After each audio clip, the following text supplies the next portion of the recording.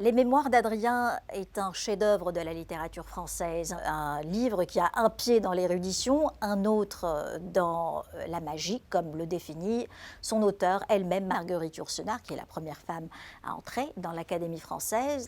Il s'agit d'une longue lettre adressée par le 14e empereur romain Adrien à son successeur, Marc Aurèle, où il raconte, il est d'abord dans son lit de mort, corps défaillant, santé défaillante, complètement éprouvée, et il fait une méditation sur toute sa vie, un bilan de sa vie, une spéculation sur qui il était, sur le pouvoir, les hommes de pouvoir, ses déceptions, ses déboires, ses joies, et il arrive à la conclusion, après ces années de pouvoir et de vie, il déduit que la vie la plus paisible est une vie d'ascèse et qu'il faut avoir un esprit apollinien, s'éloigner de l'hubris. Ça, c'est un homme puissant, l'un des puissants de tous les temps, un empereur romain qui arrive à cette conclusion.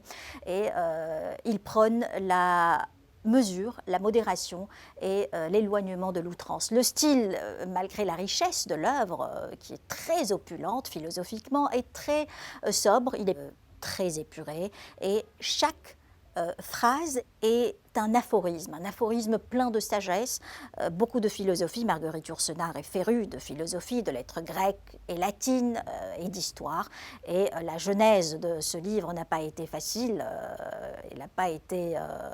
elle a été très complexe, puisque elle a eu l'idée de l'écrire quand elle avait visité la Villa Adriana à Rome, à l'âge de 20 ans.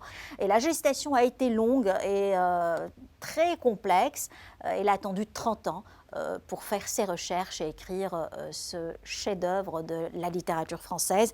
Je vais vous lire un extrait d'un homme apaisé, au corps défaillant, éprouvé, et qui s'apprête à mourir en toute sérénité.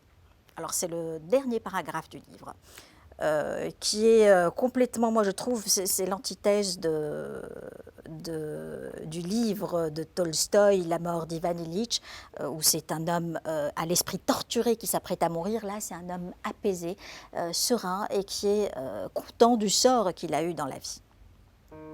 Petite âme, âme tendre et flottante, compagne de mon corps qui fut ton hôte, tu vas descendre dans ces lieux pâles, durs et nus, où tu devras renoncer au jeu d'autrefois. Un instant encore, regardons ensemble les rives familières, les objets que sans doute nous ne reverrons plus. Tâchons d'entrer dans la mort les yeux ouverts.